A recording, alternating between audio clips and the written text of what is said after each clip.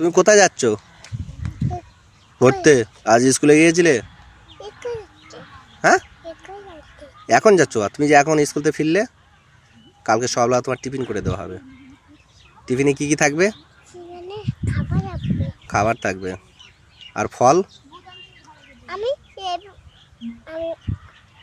আম খাবো। এখন তো আমের সময় না, এমন একটা দাবি।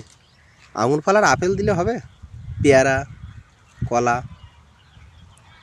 এটা দিয়ে কাজ চালিয়ে নাও কাল। একটা কলা দিনই পেট ভরে যাবে।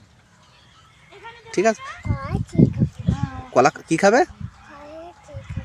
হ্যাঁ, কোথায়?